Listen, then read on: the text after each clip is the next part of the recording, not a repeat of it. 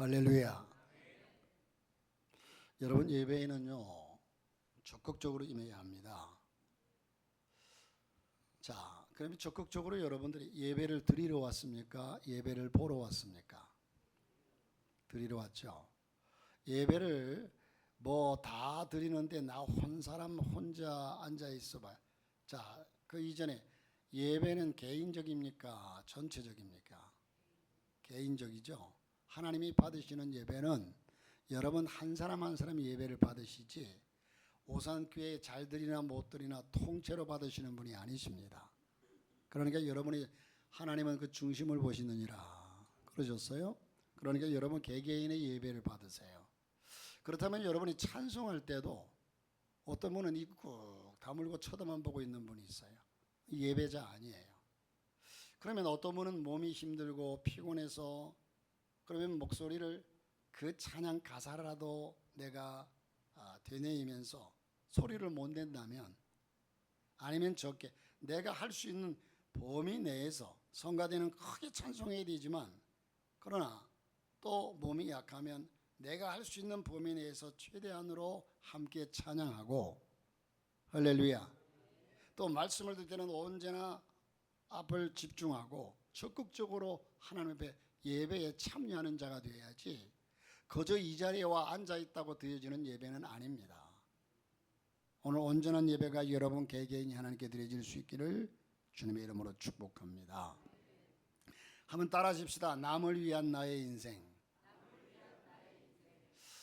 여러분, 특별히 한동대학이라고 하는 대학이 아주 우리나라의 포항에 있는 유명한 학교죠. 특별히 우리 기독학교로서 거기에 늘 자주 외치는 메시지가 하나 있는데, 그 메시지가 배워서 남주자. 여러분, 예로부터 많은 사람들이 배워서 남주나 너가 다 가져라, 다 너 거다, 그런 게 아니고 배워서 남주자라는 말씀을 오늘 남을 위한 나의 인생. 여러분, 오늘 현대인들 중에 내가 지금 현재 이 처지를 벗어나서 내 지금 환경을 벗어나서 내 인생에도 한번 대박이 터졌으면 좋겠다. 자, 그러기를 원하시는 분이 있으면 아멘 해보세요. 내 인생에도 대박이 한번 터졌으면 좋겠다. 할렐루야. 주여. 그러면 내 인생에는 대박이 터질 수도 있지만 안 터졌으면 좋겠다. 언젠가부터 이 대박이란 말이 유행이 됐어요. 대박이네, 대박이네, 대박. 자, 그래서 복권을 사시는 분들이 참 많아요. 이 복권이 한 장만 사면 그 돈 많지는 않죠. 그러나 그걸 한 장씩 매주마다 사나요? 매달마다 사나요? 매일같이 사나요? 매주. 저는 아직까지 복권을 한 번도 안 사봤어요. 뭐 무슨 옛날 주택복권부터 시작해가지고요. 그런데 매주 한 달에 4번 내지 5번씩 이렇게 복권을 사가지고 1년 사고 2년 사고, 아마 사는 사람들은 수십 년 동안 사는 사람이 있어요. 10년을 산다면 10년 동안 그 복권 값이 적지는 않아요. 자, 그래서 복권에 대한 재미난 얘기가 한 토막 있습니다. 어떤 부인이 복권을 샀는데 그 복권이 1등이 당첨이 됐어요. 남이 당첨됐다니까 여러분 배 아픈지. 무려 그 금액이 얼마냐면 300만 불. 300만 불. 300만 원이 아니고, 여러분 요즘 1불이 한 1,500원 정도 가요.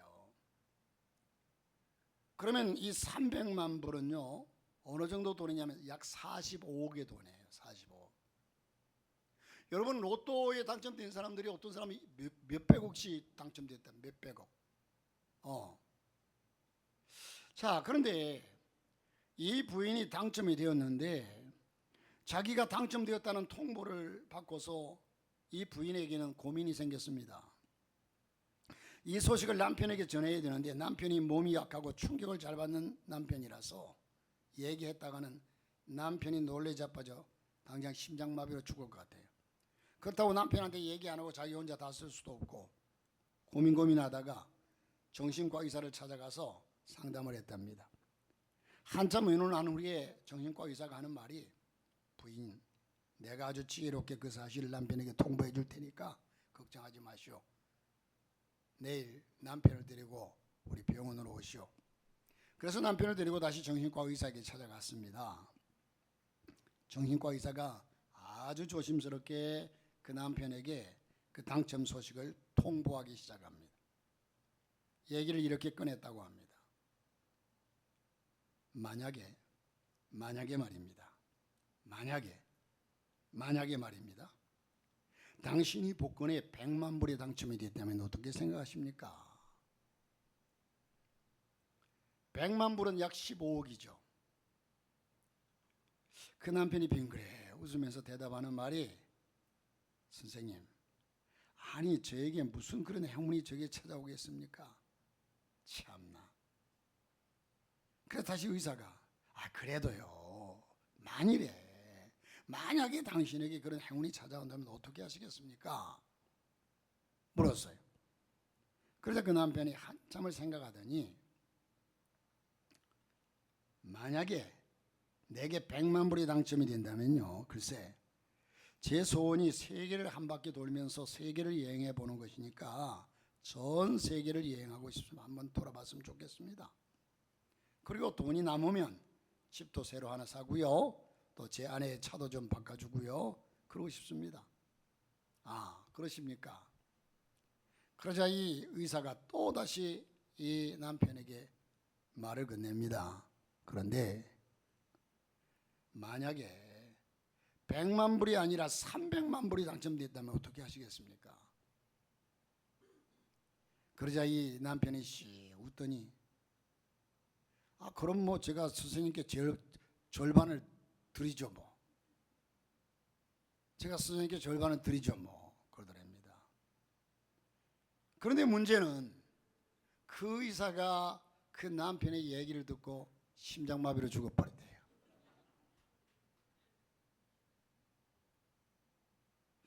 여러분, 언젠가 우리나라 인터넷 검색의 제1순위가 로또였다고 합니다. 로또.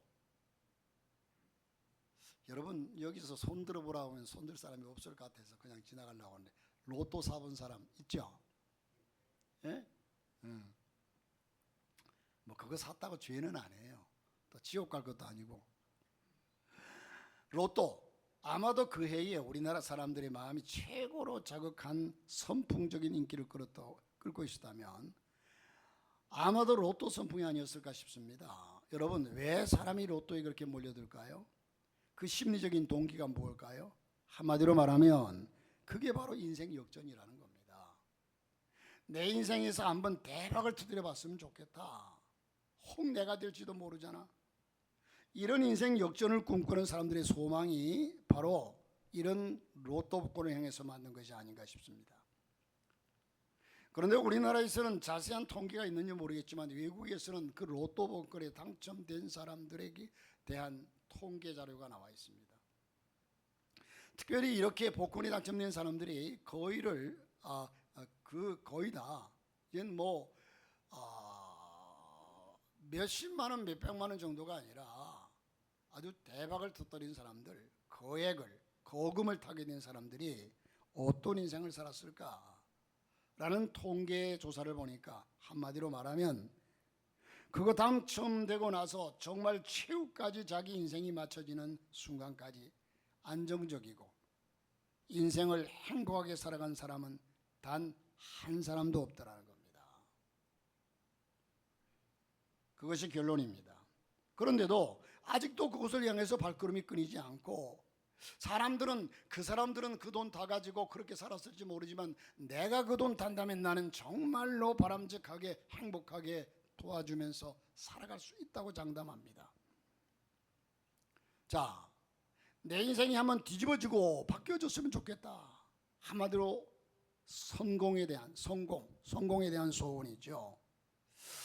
여러분, 오늘 우리가 함께 읽은 창세기 39장은 요셉이라는 사람이 그런 인생의 역전에 성공하는 장면을 보여주고 있습니다. 그가 노예로 팔려간 그가 그 나라의 참 대국인 이집트의 총리가 되었어요. 애굽의 총리가 되었으니까요. 그러나 이 사람은 오늘 우리 시대의 사람처럼 그런 로또라는 유행수를 통해서 그가 인생 역전에 성공한 것은 결코 아닙니다. 그는 제대로 된 코스를 밟아서 이젠 하나하나 나아가 그 자리에 오르게 되죠. 그는 전혀 다른 방법으로 인생의 역전 드라마에 성공할 수가 있었는데 오늘 이 땅을 살고 있는 사람들에게 있어서 성공이라는 단어처럼 사람들의 마음을 설레게 하는 단어도 없어요. 여러분 하는 사업이 성공하고 싶고 모두가 다 내 자식이 성공하고 싶고 성공시키고 싶고 성공. 그런데 여러분이 성경을 아무리 찾아봐도 여러분 성경에 성공이란 말이 나옵니까 안 나옵니까? 나옵니까 안 나옵니까? 한 번이라도 나오겠어요 안 나오겠어요?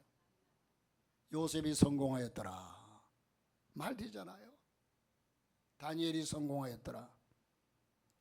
이 성공이란 우리말 성공이라는 단어가 성경에 한 번도 안 나와요. 그런데 아이러니하게도요 이 영어 성경에 보면 영어 성경은 success 성공이라는 단어가 아주 많이 나와요. 그러면 영어 성경에 나오는 성경의 그 영어 성경을 우리말로 뭐 킹제임스 뭐 여러 가지 번역이 있는데 그 번역이 왜 성공이란 말로 번역이 안 됐을까? 아이러니하지 않습니까? 잘못된 걸까? 여러분 이 성공이라는 단어가 영어 성경에는 많이 나오는데 자 그럼 오늘 본문에서 어떤 우리말이 영어 성경에 성공이란 말이 우리말로 어떻게 번역이 되었을까 하는 거죠. 여러분 영어 성경에 성공이란 말이 우리말로 번역될 때 형통이란 말과 번역이 돼. 형통이란 말로 번역이 되었어요. 형통. 여러분 형통 2절에 보니까 여호와께서 요셉과 함께 하심으로 그가 형통한 자가 되어 그 주인 애굽 사람의 집에 있으니. 그러니까 우리가 지금 우리 문화 속에서 우리나라의 그 문화 속에서 성공이라는 단어를 요셉이 지금 보디발의 집에서 그렇게 보디발에게 인정받고 신뢰받고 하는 그 정도를 성공이라고 얘기할 수가 없잖아요. 우리말로 성공이라는 표현을 요셉이 지금 이 상황을 가지고 성공이라는 표현을 할 수 없어요. 그래서 요셉이 형통한 자가 되었다고 그랬습니다. 그 주인 애굽 사람의 집에 있으니 형통한 자가 되어 이렇게 다른 말로 말하면 성공한 자가 되었다라는 말입니다. 우리가 39장에 들어가기 전에 특별히 37장에 보시면 요셉이 꿈을 꾼 소년으로서 17살의 소년으로서 어느 날 꿈을 꾸자마자 그 인생의 고난이 시작됩니다. 꿈을 갖자마자 인생의 고난이 시작돼요. 그 꿈 때문에 그가 시기를 당하고 질투를 당하고 그리고 마침내 자기 형들에 의해서 구덩이에 던지우는 죽이려고 구덩이에 던져버려요. 던지우는 인생이 되고 맙니다. 문자 그대로 그는 죽음의 자리에 놓이게 됩니다. 물론 가까스로 그가 구덩이에 건줌을 받았지만 그는 사실상 죽음의 자리를 통과한 거예요. 그는 죽었다 살아난 자예요. 죽음의 자리에 던져졌기 때문에 그렇습니다. 자, 그런 요셉이 오늘 본문 39장에 오자마자 갑자기 성경은 그 톤을 바꾸어서 이 사람의 인생의 한 장면을 이렇게 소개합니다. 그가 성공한 사람이 돼요.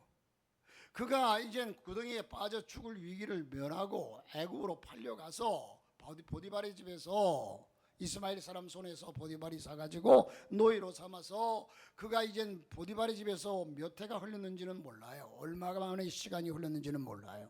그러나 그 흐르는 시간 속에서 이 요셉은 보디발에게 신임을 얻고 신뢰를 받고 아주 믿음직한 사람이 되었다는 겁니다.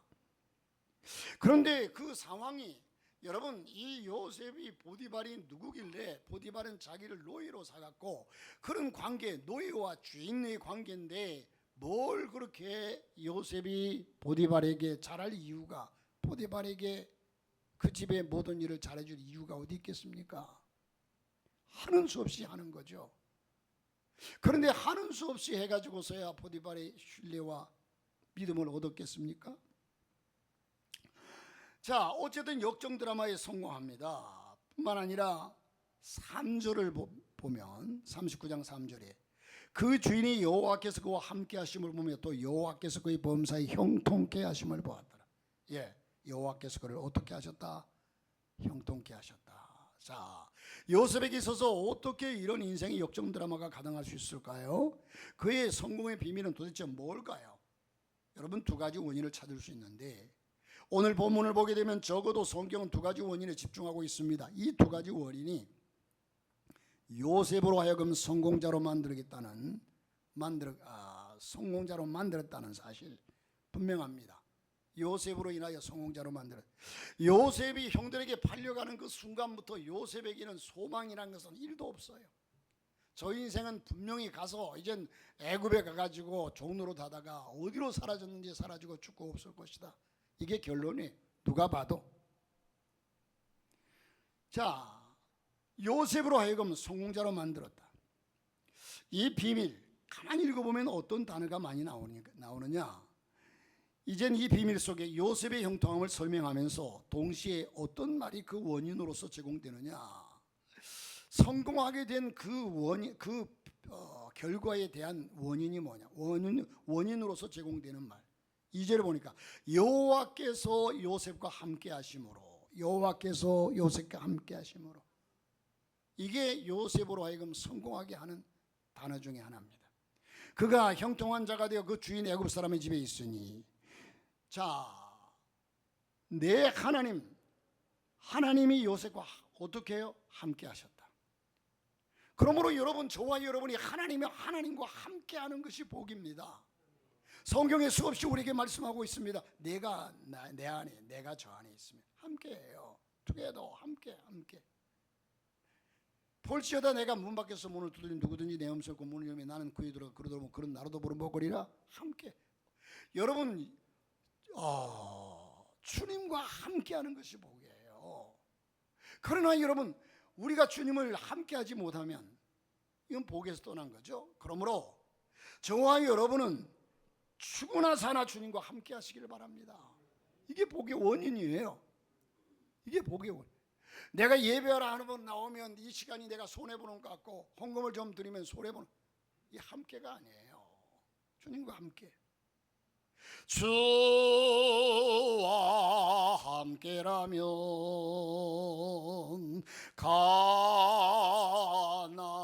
가난해도 좋아. 할렐루야. 이런 주님과 함께.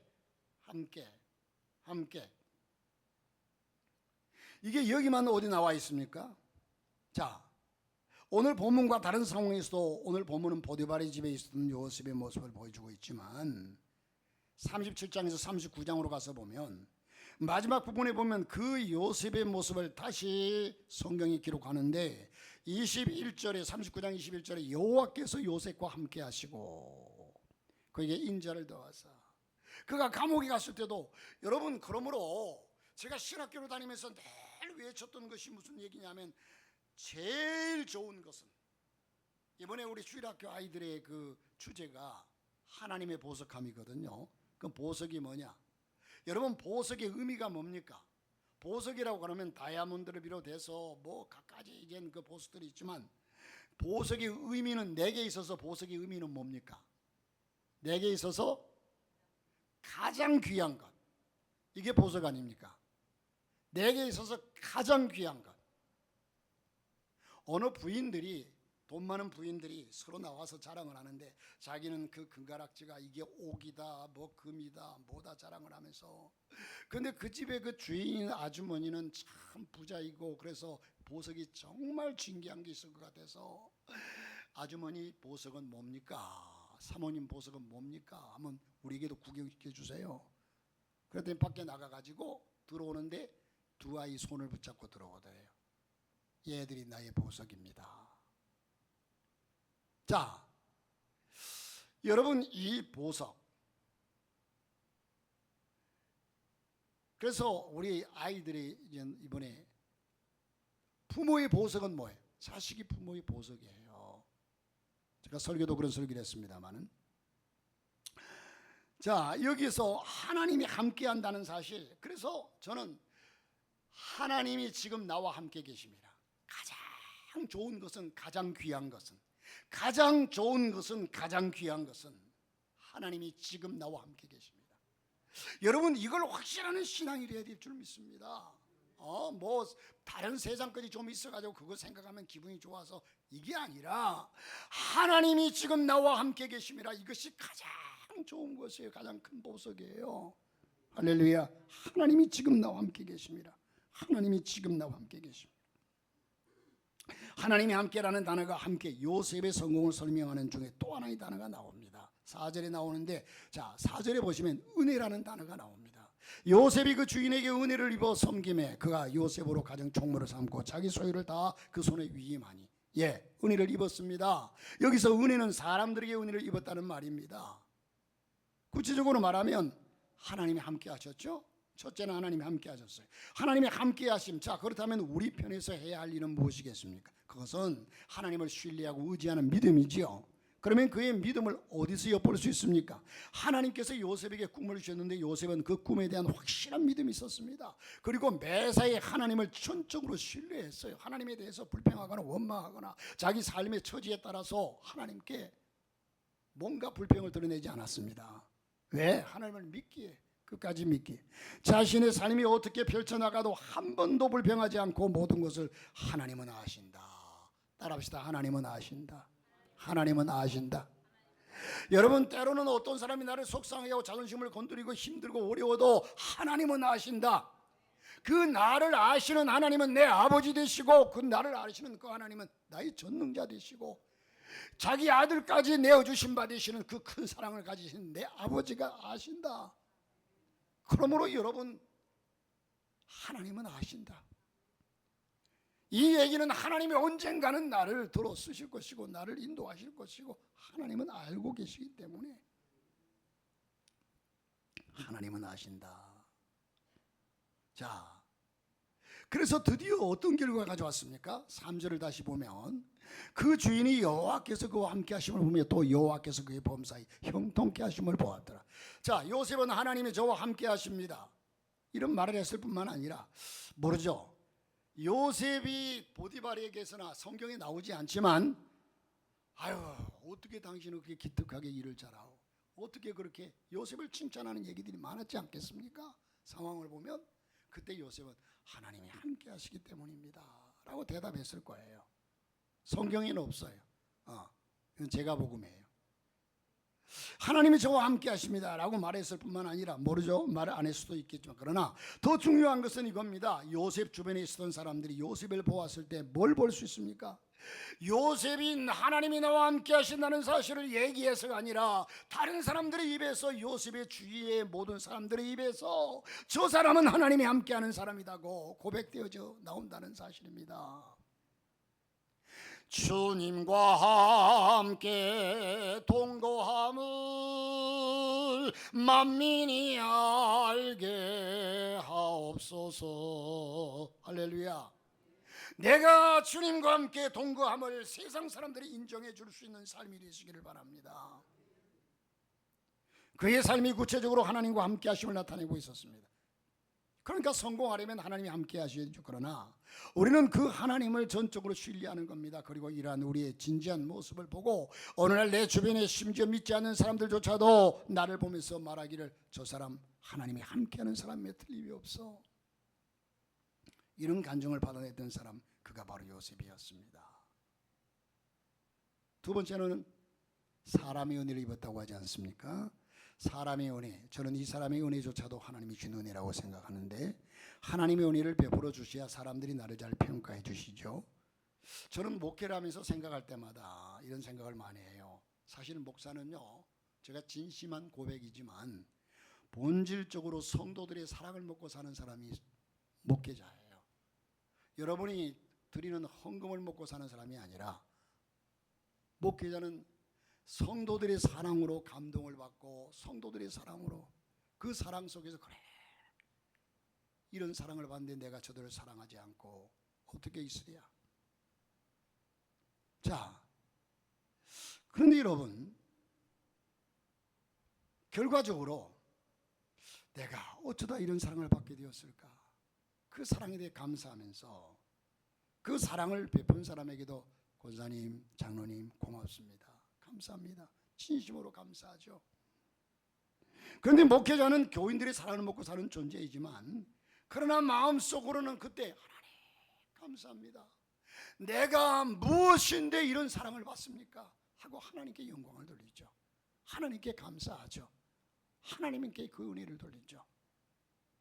4절에 보니까 요셉이 그 주인에게 은혜를 입어 섬김에 그가 요셉으로 가정 총무를 삼고 자기 소유를 다 그 손에 위임하니. 그러니까 은혜라는 단어는 원래 종교적인 단어가 우리 특별히 교회 그리스도인들의 단어입니다. 여러분, 이 단어를 보다 사회적으로 그리고 세상적인 단어로 바꾸어 본다면 무슨 단어로 바꿀 수 있겠습니까? 은혜라는 단어를. 여기서 오늘 본문을 중심으로 보면 이 은혜라는 단어를 세상적인 단어로 바꾼다면 요셉이 은혜를 입었다라는 얘기는 요셉이 신임을 받았다.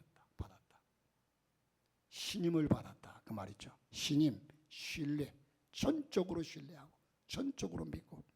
그런데 요셉이 그런 신뢰를 받기까지, 주인의 사랑을 받고 신뢰를 얻기까지 과연 요셉이 가만히 앉아있고 먹고 놀고 이러는데도 요셉이 얼마를 어떻게 했으면 요셉이 신뢰를 받았을까?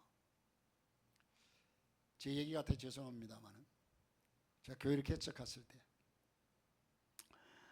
제가 수원의 모 교회에서 5년 동안 전서 생활하다가 이제 교회를 개척하러 왔는데 거기에서 그 목사님의 성격이 지금은 고인이 되셨습니다만 그러나 그 목사님이 배운 게 너무 많아요. 그런데 그 목사님이 얼마나 성격이 급한지 몰라요. 저를 불러놓고 뭘 잘못했다고 저녁 수요 예배 마치고 저녁 10시부터 새벽 4시까지 야단 맞았어요. 그런데도 그 교회를 떠나지 않았어요. 목사님 죄송합니다. 그러면서 그 교회를 내가 이 교회 아니면 갈 데 없어 하고 나와버리면 그만이지만 내가 거기 간 지 한 2년 만에 가요. 한 5년 동안 있었는데 그렇게까지 하고 그랬더니 목사님이 저를 인정해 주더라고. 그때부터는 제가 제 정부의 돈을 얼마를 타서 쓰고 이렇게 해도 그냥 오케이 다 믿어줘요. 다 믿어줘요. 그러더니 교회를 제가 개척하고 그 목사님을 초청해서 목사님이 축사를 하셨어요. 축사를 하는데 딱 한마디, 진상만 전도사는 어디다 던져놔도 살아날 사람이다. 안 믿어져요?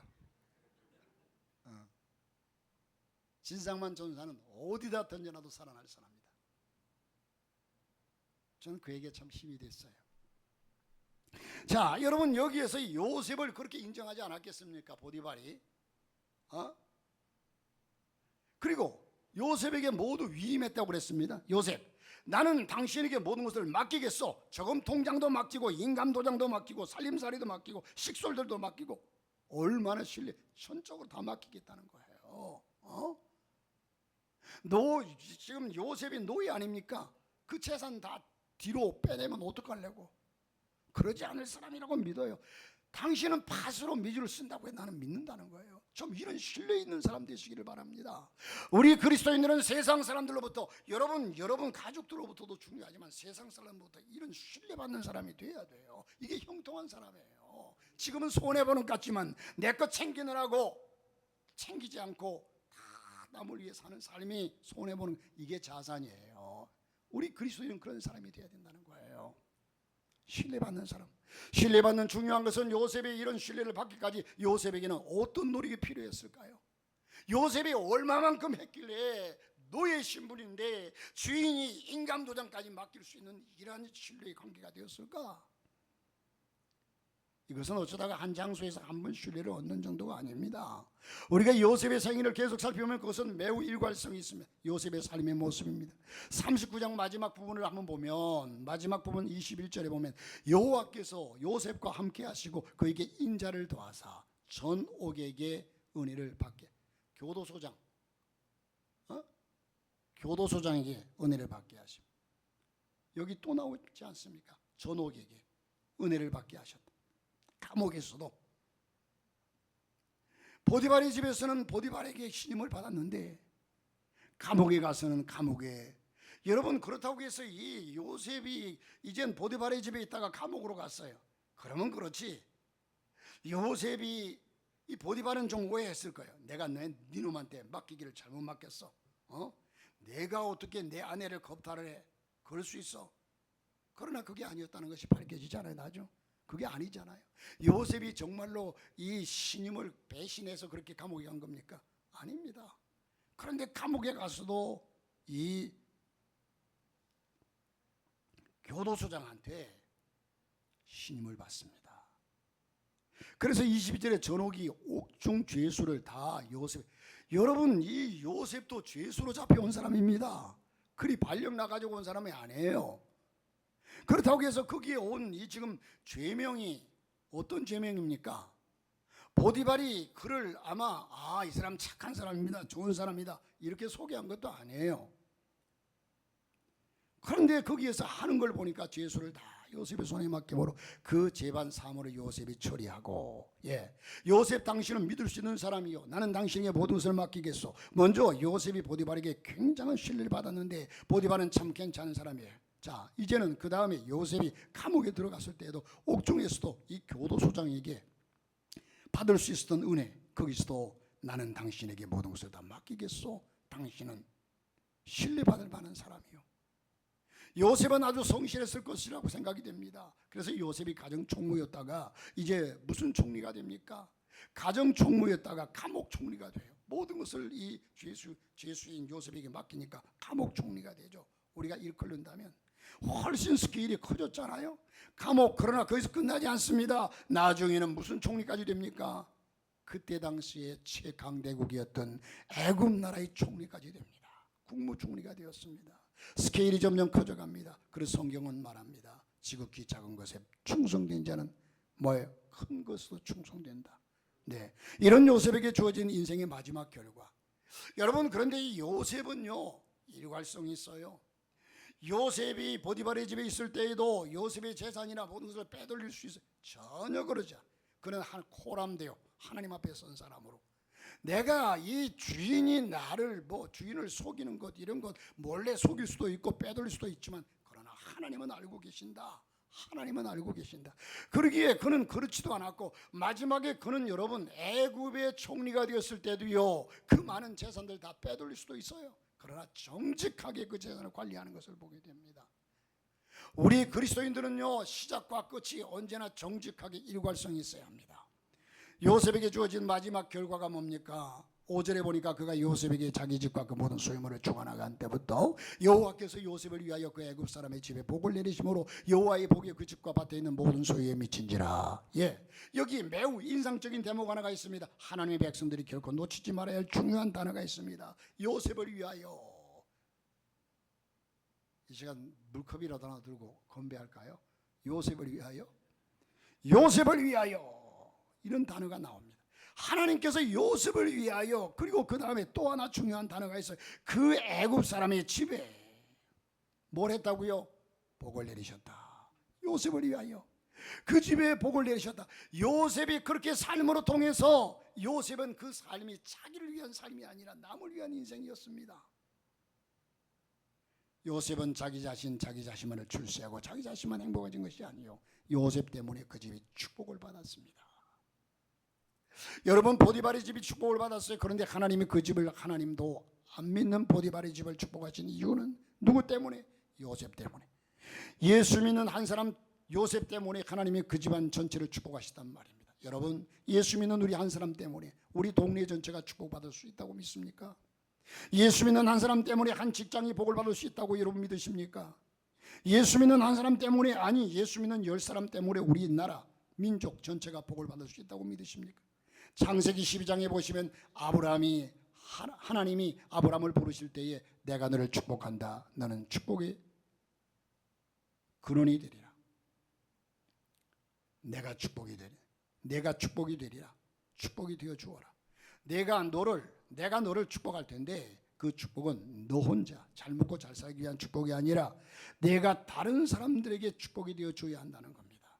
이게 하나님의 아브라함에게 주신 축복이요, 아브라함의 영적인 후손들에게, 모든 하나님의 백성들에게 주님이 기대하시는 축복관입니다. 우리 크리스찬의 축복은, 그리스도인들의 축복은 우리만 잘 먹고 잘 사는 축복이 아닙니다. 내가 하나님의 복을 받았을 때 나에게 왜 이 복을 주셨는가? 나 혼자 잘 먹고 잘 살려고 하셨는가? 어리석은 부자라고 나 혼자 잘 먹고 잘 살려고 하는 그런 계획과 하나님의 뜻으로 착각한다면 하나님은 당장 우리에게 이 어리석은 자여 오늘 밤 그것을 내가 네게 허락한 그것을 거둬가면 그것이 네 것이 되겠느냐? 내 생명 거둬가면. 자, 그래서 우리에게 주어지는 복이 있다면 왜 하나님이 이것을 내게 주셨는가? 이걸 생각해야 돼요. 웬일인가? 다른 사람 복되게 하라고, 다른 사람 구해주라고. 하나님이 내게 복을 주신 것은 다른 사람을 위해 쓰라고, 다른 사람을 위해서 살라고. 여기서 우리는 우리 크리스천에 대한, 그리스도인에 대한 아주 아름다운 정의 하나를 얻을 수 있어요. 그리스도인들은 누구냐? 크리스천은 누구냐? 하나님의 백성들은 누구인가? 그들은 남을 행복하게 함으로 자기가 행복한 사람. 할렐루야. 따라합시다. 남을 행복하게 함으로 내가 행복해지는 사람. 이게 그리스도인이에요. 그래 너희는 세상의 빛과 소금이라. 성경의 본질이 우리에게 그렇게 말씀하고 있습니다. 사랑하는 성도 여러분, 오늘 요셉의 인생과 같이 남을 행복하게 함으로 참 행복을 누리는, 거기에서 진정한 가치를 찾고, 이런 사람은 절대로 그 인생이 허무하지 않습니다. 그러나 내게 주어진 모든 것을 나 자신만 위해 쓰고 내 자신의 향락과 부경만 누리는 그 인생은 백발백중 허무하고요, 인생을 탄식하면서 별거 없다. 그리고 자기 스스로 인생을 마감해버려요. 그러나 내게 준 모든 것을 가지고 이웃을 위해서, 이젠 남을 위해 쓰는 사람은 정말로 기쁘고 감격하고 감사하면서 가치 있는 인생을 살게 된다는 겁니다. 남을 위한 나의 인생, 남을 위한 나의 인생. 기도하겠습니다.